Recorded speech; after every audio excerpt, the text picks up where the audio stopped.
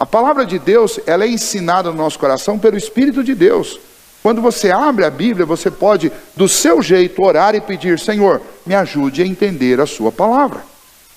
E quando você começar a ler, o Espírito de Deus vai jogar tanta luz dentro do seu coração e da sua mente, que você vai compreender. Textos como esse que nós estamos lendo, que são textos claros, que dizem que a nossa vida é muito melhor. Dizem que nós podemos experimentar verdadeira felicidade quando nós obedecemos e quando nós tememos a Deus. Mas não só é essa a recomendação.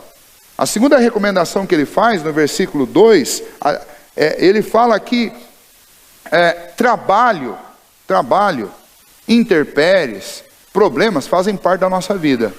Mas ele diz que o homem que teme ao Senhor, ele tem alguns privilégios que Deus concede.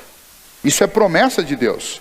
O homem que teme ao Senhor e anda nos seus caminhos, ele tem a primeira promessa que Deus faz para ele é o seguinte: do trabalho das suas mãos comerás, do trabalho de suas mãos comerás.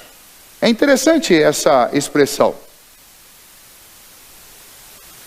Nós sempre temos uma dificuldade na administração financeira, porque parece que dinheiro nunca é suficiente. Quem ganha 1.000 precisa de 2, quem ganha 2 precisa de 4, quem ganha 4 acha que precisa de 8, e quem ganha 8 acha que precisa de 16, porque dinheiro parece que nunca é suficiente. Mas esse texto diz que para o homem que teme ao Senhor, não importa o quanto ele ganhe, o que ele ganhar vai ser suficiente para que ele supra as necessidades básicas da casa dele. É ou não é uma promessa? É uma promessa de Deus. Eu conheço muita gente que viveu quase que a vida toda de salário mínimo e que conseguiu ter casa, carro, formou os filhos e nunca viveu enforcado. Queria aprender como é que faz isso. A Bíblia está dando uma pista. A Bíblia diz que o segredo para que você consiga viver com pouco e ter tudo o que você precisa, o segredo é temer a Deus. O homem que teme ao Senhor, o texto diz: do trabalho de suas mãos comerás. Não está dizendo se o trabalho dá muito ou se o trabalho dá pouco. Está dizendo que do trabalho das suas mãos comerás. E o comer aí não tem a ver com comida só. Tem a ver com saciar todas as necessidades básicas da sua vida. Isso tem tudo a ver com uma outra frase que Jesus usou. Lá no Novo Testamento, Jesus disse assim: não andeis ansiosos com o que haveis de comer, nem com o que haveis de beber, nem com o que haveis de vestir. Porque a ansiedade não resolve o problema. Mas busquem em primeiro lugar o reino de Deus e todas essas coisas vos serão acrescentadas. Aí a gente começa a entender melhor. Por que do trabalho das mãos esse homem vai sobreviver? Porque a prioridade dele é Deus. Lembra? Ele teme ao Senhor e anda nos seus caminhos. E por temer a Deus e andar nos seus caminhos, não importa o quanto ele ganhe, Deus se compromete em fazer com que o que ele ganhe seja o suficiente. Deus multiplica. Do mesmo jeito que tem pessoas que ganham muito, mas não temem a Deus, e o dinheiro vira fumaça na mão, desaparece.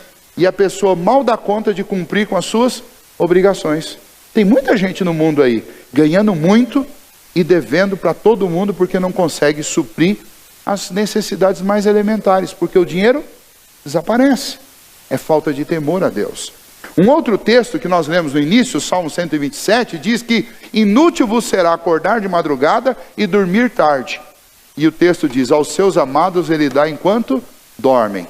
Ou seja, esse texto está dizendo para nós o seguinte: que a pessoa que teme a Deus, ela trabalha no horário que é horário para trabalhar. Ela não precisa trabalhar de madrugada e nem ela precisa trabalhar de noite. No horário que ela tem que trabalhar, ela trabalha, e enquanto ela dorme, o Senhor supre tudo o que ela precisa. Ela não precisa fazer hora extra. Hora extra, na realidade, é um absurdo, é algo que não deveria existir.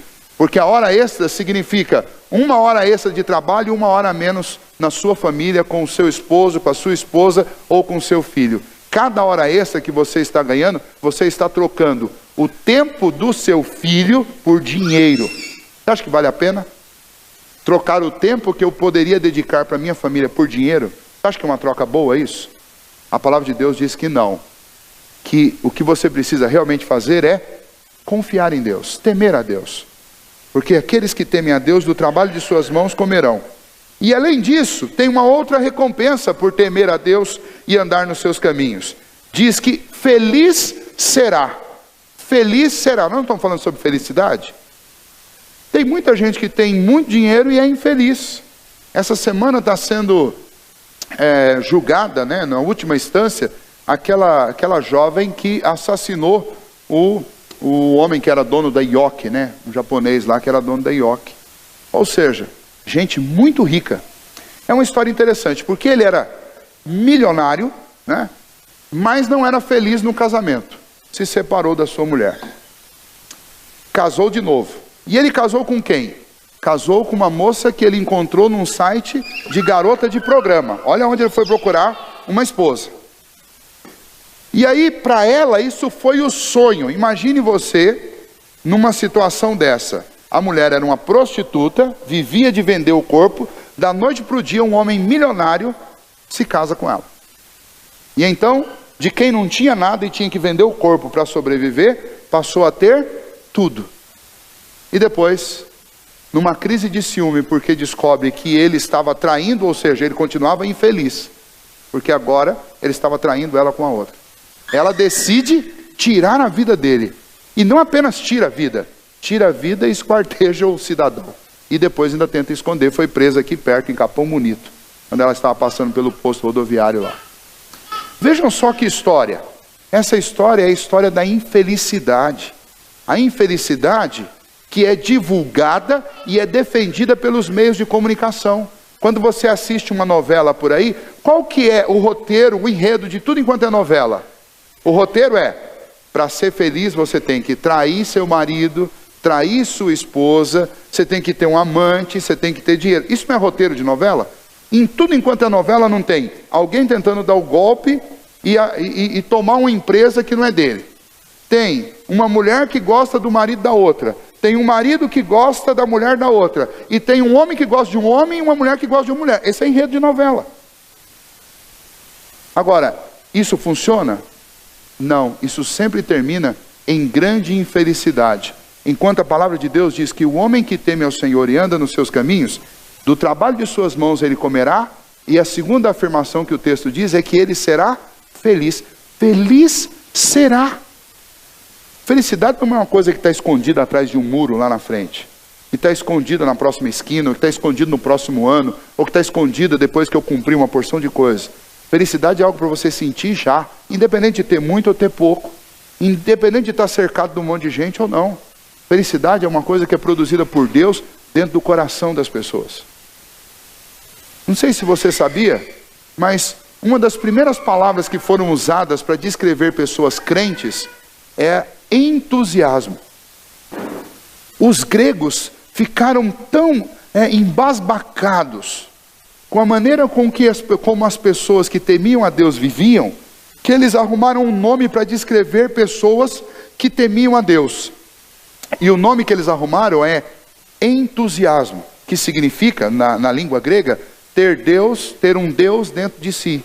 Então, quando os gregos encontravam aqueles homens lá do povo judeu, cheio de Deus no coração deles, que confiavam em Deus, eles diziam, lá vai alguém entusiasmado. Ou seja, lá vai alguém cheio de Deus, porque eles olhavam para a pessoa e viam que a pessoa estava animada, estava contente, que ninguém podia segurar aquela pessoa, porque ela estava cheia de Deus. A maneira, ainda que eles não sabiam o que isso significava, mas eles diziam, parece que tem um Deus preso dentro dessa pessoa, de tão alegre, animada, forte que ela é. E é isso que esse salmo está dizendo. O homem que teme ao Senhor e anda nos seus caminhos, ele é alguém que trabalha e é feliz com o ganho dele. É alguém que sente felicidade. Ele não está atrás da felicidade, ele já é feliz, porque a vida dele está fundamentada sobre a palavra de Deus. Ele não está inventando moda, ele não está tentando descobrir um meio de ser feliz. Ele já é feliz porque Deus está dentro do coração dele. Porque ele faz as coisas que agradam a Deus. Porque Deus guarda, porque Deus sustenta a vida dele. E aí, ele diz que não só ele está feliz, mas tudo irá bem na vida dessa pessoa. Todo mundo na vida sabe que vai passar por tempestade, vai passar por dificuldade. Todos nós passamos por isso. Enfermidade, às vezes um problema de desemprego, às vezes um problema financeiro, às vezes uma crise de relacionamento. Todos nós passamos por isso. Mas uma coisa é você passar por isso, aprender e superar. Outra coisa é você passar por isso e a sua família se esfacelar, quebrar e essas coisas não serem resolvidas nunca mais. Esse texto está dizendo que o homem que teme ao Senhor, ele vai ter problema como todos os outros, mas ele vai atravessar e ele vai atravessar bem. E quando ele atravessar, do lado de lá ele vai estar melhor do que ele estava quando o problema começou. Ou seja, as dificuldades e as lutas não vêm para piorar. As dificuldades e as lutas vêm para melhorar a vida dessa pessoa. É isso que o Senhor promete. Por que eu estou então sugerindo a vocês que construam a vida de vocês sobre esta base, que é a verdade do Senhor, a verdade absoluta? Porque sobre esta base, você tem a promessa de que as coisas vão dar certo na sua vida. Vão dar certo no seu casamento, vão dar certo na criação do seu filho, vão dar certo no seu trabalho, porque quem garante isso é Deus. O que eu tenho que fazer? Eu tenho que crer nele, e eu tenho que temer ao Senhor, tenho que confiar no Senhor de todo o coração. E aí ele fala alguma coisa interessante sobre a esposa. Ele descreve a esposa no versículo 3 como uma videira frutífera dentro da casa desse homem. O que esse texto significa? O que essa expressão significa? Essa expressão está dizendo que em cada família existe um papel designado para cada um de nós. E o papel da mulher dentro de uma família é que a mulher é o depósito emocional da casa. É o centro do humor de uma família. A mulher é aquela que é a fonte de vida e de vigor para os filhos e para o esposo. Então, o que acontece? O esposo, depois de um dia de trabalho cansado, ou os filhos exaustos com a escola, quando eles chegam em casa, dentro da casa deles, eles encontram uma árvore viçosa, uma videira. Eu já morei no interior, já morei em sítio. E uma das coisas mais gostosas de se morar em sítio é quando chega no momento que tem um sol muito forte, e você encontra uma árvore com uma sombra frondosa, e você chega debaixo daquela árvore e você se sente refrigerado. E daí você olha para as folhas e além de tudo ainda tem frutinha lá ainda. Então é um momento de descanso, e é um momento de refrigério, e é um momento de fortalecimento, que você se alimenta disso. É interessante que os judeus usavam esta imagem para descrever a figura da mulher. E vocês, mulheres, não podem perder, porque é um grande privilégio a Bíblia descrever vocês assim. Vocês são o depósito emocional da casa. Vocês são esta joia preciosa dentro da família de cada um, que é o lugar onde os filhos vão buscar força, vão buscar refrigério, vão buscar alimento. Isso é muito bom. Se o homem é aquele que vai para fora, que vai para o trabalho, que vai buscar recurso, que vai defender a casa, a mulher é aquela que vai encher esse homem de ânimo, de alegria, de refrigério, para que ele consiga fazer isso. Eu sei que muitas de vocês trabalham fora, mas o fato de trabalhar fora não significa que você perdeu o seu papel. Significa que ficou mais difícil para você. Mas eu sei que vocês dão conta. E num momento ideal, ou numa situação ideal, o melhor é que a mulher vivesse muito mais para a família do que para o sustento da família. Numa circunstância ideal, era assim que uma família deveria ser. Porque esta é a ideia de Deus, é o padrão de Deus. Não estou dizendo com isso que vocês estão proibidas de trabalhar ou qualquer coisa desse tipo. Muito pelo contrário. Mas o que eu estou dizendo é que vocês têm uma função muito mais nobre, têm uma função muito mais excelente do que trazer sustento para casa. Essa parte é a parte mais rústica. A parte de vocês é uma parte mais complexa, delicada e muito mais profunda. E muito mais do que sustento, vocês trazem humor, vida, refrigério para dentro do lar de vocês. Não percam isso de vista. Eu visito algumas casas e você vê claramente a diferença de uma casa em que você tem uma mulher com muito mais tempo de atenção para a casa, e aquela casa que fica na mão da empregada, ou que não fica na mão de ninguém. Quando você entra na casa, você já nota, a diferença é assustadora. Porque quando não tem uma mulher envolvida com a casa, ela é um lugar seco, frio, sem vida, sem beleza. Mas aqueles lugares onde você tem uma mulher vivendo e cuidando, nem que seja por meio período, é diferente. Você olha e você logo enxerga o papel da mulher ali, essa videira frondosa. Além disso, este versículo 4 também fala, aliás, versículo 3 fala sobre os filhos. E tem uma imagem interessante dos filhos aí que eu gostaria que vocês gravassem. Os filhos são descritos como rebentos da oliveira. O que é um rebento da oliveira? Na cultura dos judeus, eles produziam muito azeite, né, que é extraído da azeitona, da oliva. E naquela região da Palestina existiam muitas oliveiras que nasciam naturalmente naqueles desertos por lá, naqueles terrenos que eles tinham. Eram chamados de oliveiras bravas. Eram oliveiras que ou não produziam azeitonas, ou produziam azeitonas de péssima qualidade. Então o que os agricultores judeus faziam? Eles iam lá e cortavam muitos rebentos, muitas mudas de oliveiras bravas, traziam para as plantações deles, faziam um corte no tronco de uma oliveira boa e deixava aquele rebento ali amarradinho, enxertado ali. E aí ele passava ali 6 meses, 1 ano. E depois eles retiravam aquele pedaço com um corte do tronco e plantavam no outro lugar. E o que acontecia? Quando aquela oliveira crescia, aquele ramo crescia, ele, ao invés de dar o fruto, que era o fruto natural dele, que era uma azeitona ruim, ou às vezes nem produzir, ele dava uma azeitona boa, de boa qualidade, conforme aquele tronco onde ele foi enxertado. Por que o autor aqui está usando esta imagem para os nossos filhos? Porque ele está dizendo o seguinte: toda criança, sem exceção, nasce com a mesma natureza pecaminosa. Todos nascem. Eles nascem com tendência a desobedecer, eles nascem com tendência a serem violentos, a mentir, eles nascem com tendência a todas essas coisas ruins.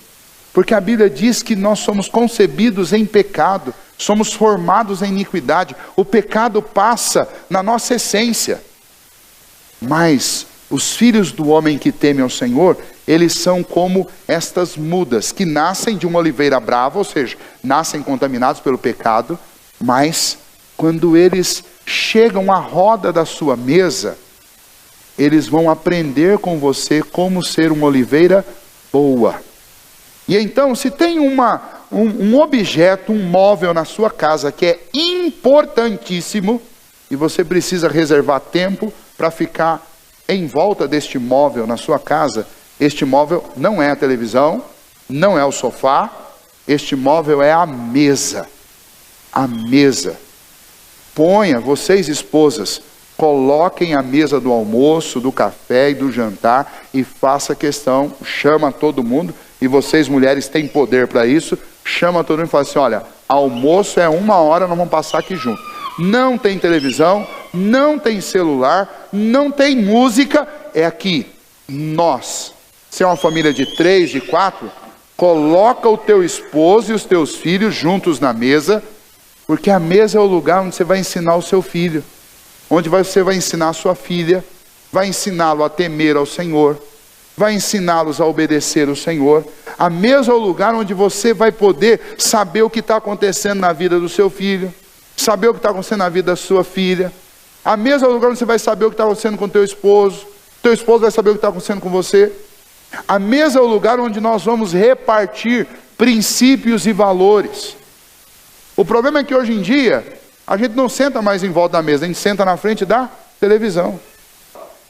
O Salmo 28 diz que na casa do homem que teme ao Senhor, não é isso não. Na casa do homem que teme ao Senhor, quem faz a cabeça do filho não é a televisão. Na casa do homem que teme ao Senhor, quem faz a cabeça do filho são os pais. E os filhos, eles vão crescer para ser o que os pais são. Se os pais são tementes a Deus, o filho também vai ser. Ele é o rebento da oliveira. E então, se os nossos filhos não vão bem, sabe aonde precisa começar o conserto? Na gente. Porque os nossos filhos, eles precisam de um ambiente que forneça informações corretas para eles, para que eles sejam bons filhos. Então a palavra de Deus propõe o quê? Propõe que haja uma correção na vida e no caráter do pai, na vida e no caráter da mãe, e por consequência na vida e no caráter do filho. Qual que é o padrão? O padrão é a palavra de Deus. E qual que é a garantia? Deus garante: quem fizer isso vai ser feliz. Vai ser feliz, vai viver bem com o que ganha, vai atravessar as dificuldades, vai ir bem em tudo quanto fizer. Quem garante isso é Deus. E então, eu encerro essa palavra dizendo para vocês o seguinte: talvez está ouvindo isso pela primeira vez, ou talvez já ouviu muitas vezes. Mas hoje é um momento em que, mais uma vez, você está diante de uma situação decisória para a sua vida. Sobre qual plataforma eu vou viver? Sobre aquilo que o mundo está ensinando, aquilo que eu encontro na televisão, aquilo que eu encontro na vida dos meus amigos, ou eu vou viver de acordo com o que a Bíblia diz? O nosso Deus é o Criador do universo. E Ele deixou um manual de como viver nesse mundo. E esse manual se chama Bíblia.